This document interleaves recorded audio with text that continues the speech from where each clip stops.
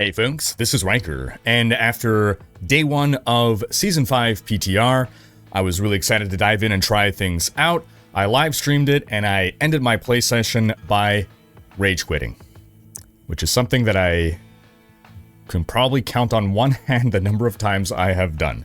So, situation day 1 PTR is not great. However, in this video we're going to talk through what exactly is going on, and express what I do like, because there is good in here. Part of the frustration is that I cannot engage with what I like, but that's being fixed. There's a patch going live today. I'm recording this last night. It's going live today. That's going to address some of this, but we're also going to talk through some other feedback on how I think we can further improve what we have here in Season 5. But before we move on, a word from this video's sponsor, Boot.dev, who we've spoken about before. If you're interested in learning programming, either as a hobby or as a profession, check this out. Boot.dev has gamified learning to code.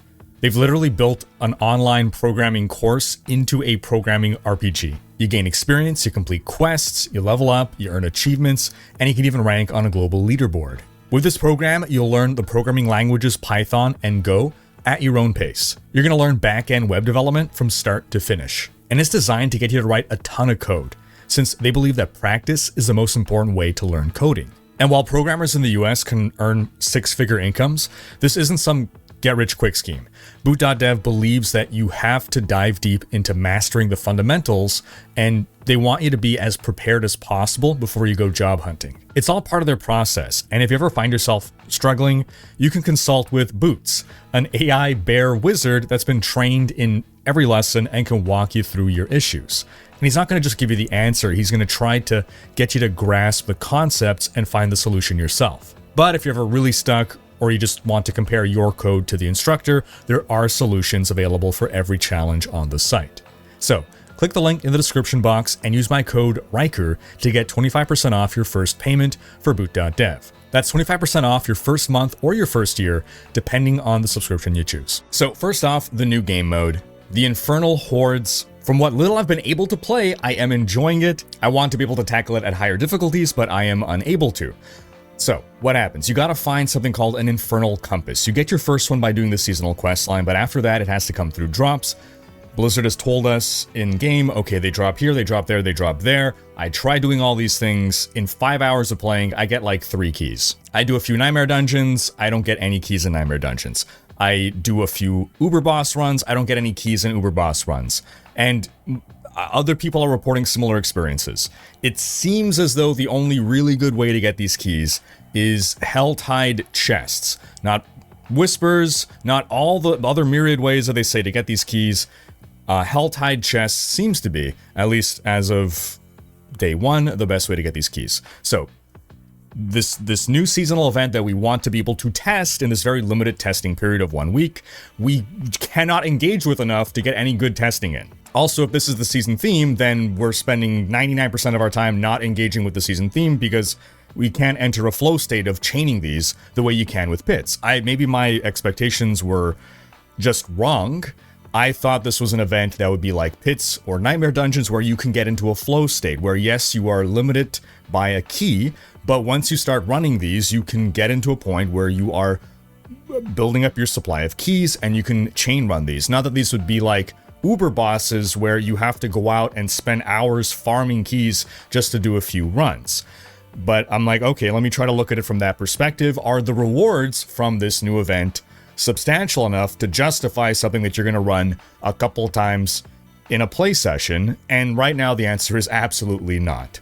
But let's talk a bit through the event itself, which again, I do enjoy, and I do believe has promise, I do believe can be improved even further, but I, again, am very excited to play more of. So you use this key, it takes you to this Infernal Hordes event.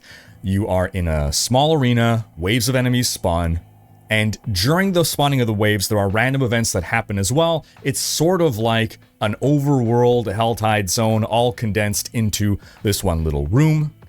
There are reasons for you to move around and not just sit in the middle and spam your attacks. You might want to move to one side or the other to engage with these different mechanics that are activating. And all throughout this, your main purpose here is to gather this resource called Aether. It's basically like Hell-Tide cinders, but they're much more seldom in their dropping. And at the end of a wave, you then get to pick between you get to pick one of 3 Banes and Boons. So there's something that's going to make enemies more challenging, and there's some benefit you're going to get for it. Most of the time, these benefits are greed-related. That'll help you gain more ether. However, I'm very happy to see that there are also boons that are going to be buffing you in some way. Because that's what I was hoping for when I first heard about this event, this activity. I thought, oh man, it's going to be like Hades, where at the end of a level, you get your 3 god cards and you pick a god card, and this is going to substantially be able to change the way the rest of the run goes, right? You have these 5 rounds or, you know, more. It goes up to 10 rounds by the highest difficulty of key. There are 8 key tiers, 8 difficulties of keys. Only the first 3 drop. More on that shortly. So I figure, okay, cool. You're basically going to be building different buffs on yourself to build towards different stacks. And unfortunately, it seems that the buffs that I have seen aren't substantial enough to warrant giving them up. Rather, giving up a bonus to ether drops. It's stuff like, for 8 seconds after killing an elite, you have 50% more move speed. Make that 200%, make it 1000%, like, get us excited. Or if it's going to be more move speed, make it last just for the entire run. Don't make it an 8-second, you know, limited time buff. But again, these are all things that, you know, that's stuff that can be tweaked. In general, I think I would like to see a movement of more interesting and game-changing buffs. That also means that the overall difficulty of the Infernal Hordes is increased. Now, I haven't been able to test much of the higher difficulties because it's so incredibly difficult to get keys and to get the scrolls that drop that level up your keys. Again, only key tiers 1 through 3 will drop. Key tier 3 is just, the difficulty doesn't exist. It's laughably easy, which is fine, but in order to upgrade that, you need to get a scroll, and these scrolls, I got 1 scroll in my entire play session. So you need to get 5 scrolls to upgrade it all the way to level 8, the max level. And then the extra frustrating thing was, when I finally found a scroll, I teleported to town and the scroll disappeared from my inventory. This is a bug that people are experiencing. Apparently, you can get around this bug by when you are in the level, in the Infernal Hordes. Once you find the scroll, put it straight into your inventory. I'm very grateful that the devs gave us our inventory, our stash, rather, at the end, right after the boss fight. That is awesome. Love that. And if you, allegedly, if you put the scroll in your stash, then it doesn't get deleted. But for whatever reason, again, so there's this bug that's deleting the scroll, so even more so, like, again, I'm super excited to try out this new mode and try it out on higher difficulties to wait to be able to push my build, see where my build is going to start struggling, and I just can't. Meanwhile, balance changes have happened, of course. Builds have gone nerfed, builds have gone buffed, there's new items, there's new this. Our characters got copied over from the PTR, but now our tempering recipes, we have to learn them all over again, or at least all of our class-specific tempering recipes didn't get copied over. So I'm trying to, like, upgrade my character, and I realize, oh, I don't have my tempering recipes anymore. I gotta go farm these again. Okay, I want to improve my masterworking. Let me go into the pit. I dive into the pit, and my Bash Barbarian that was destroying pit 100 is now failing against a pit level 60 boss. And yes, Bash got nerfed, but there's more going on. Something's wrong with the pit that it's absurdly more difficult. At least the boss is absurdly more difficult than it is on live servers. I don't know what's going on. I don't know if it's that the pit got reverted to what it was before it got made easier. I don't think so, because I still think a Bash Barbarian would be obliterating a tier 60 pit boss. So I can't farm masterworking materials because the pit is broken. I can't easily change my character because all my masterworking is... all the recipes are gone. I can't easily change my build, so I just felt completely stuck. Too much stuff wasn't working, and I gave up on PTR, figuring something's going wrong. They're gonna have to patch it soon. As it turns out, again, some patch is coming up on day 2. We'll see what it does exactly. It sounds like they're going to at least address the drop rates of the compasses. So pending this, I hope to be able to come back with more feedback, but let's explore a little bit more of my preliminary thoughts on the compass itself. Because while day 1 of PTR, I'm just going to say it was a complete disaster, that's what PTR is for. PTR is there to weed out whatever problem so that this doesn't go live, right? If this had been live servers, it would be a catastrophe. It's PTR. It's okay. I'm annoyed, but who cares? Now, my main concern about the Infernal Hordes is I believe that during the campfire chat, they said that the highest tier of difficulty in the Infernal Hordes, tier 8, is equivalent to pit tier 100, more or less. I could be wrong about that, but I think that's what I heard. And if that's the case, that's really not too difficult, which isn't bad by itself.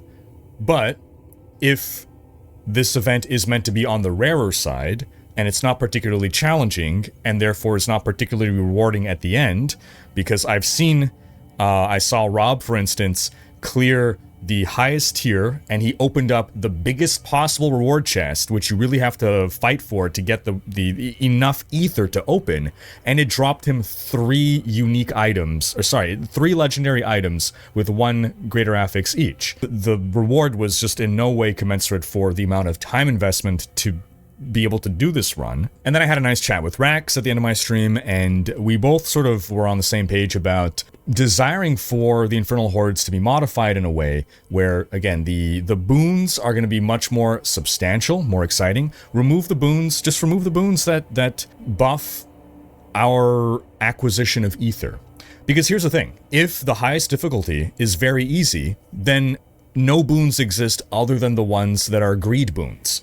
No one needs to buff themselves if the highest difficulty just isn't challenging. So then it's just, okay, we're picking some, uninteresting greed boon. Whereas the exciting boons are the ones that are going to empower our characters, right?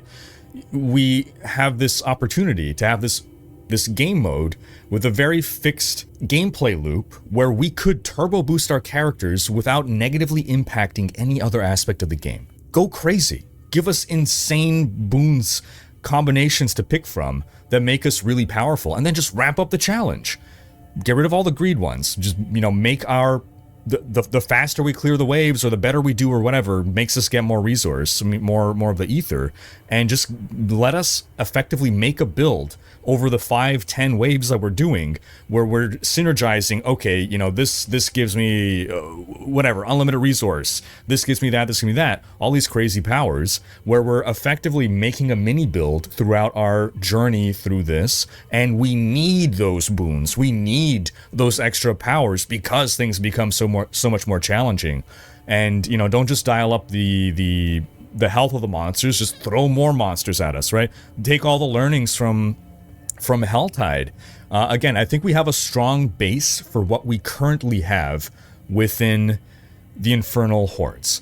But I think with tweaks, it can go from something strong into something amazing and really fun and really something that you want to engage with over and over. Again, though, a lot of this is just in theory because I've barely been able to experience the content. But hopefully after tomorrow, I'll be able to get significantly more playtime in, and we'll have deeper thoughts on this and other aspects of the PTR as well. All the new items that you can farm within the Infernal Hordes, all the build changes. I know my Heartseeker Rogue was feeling crippled after the Vulnerable change. I want to try a Flurry Rogue. We'll see how that works out. But I turn the question to you folks. Have you had a chance to try out PTR? And if so, what are your preliminary thoughts? Sound off in the comments. Thanks for watching. Special thanks to my Twitch, Patreon, and YouTube supporters for making these videos possible. If you enjoyed this video, give it a thumbs up and subscribe to join Rhykkers Raiders for more Diablo content.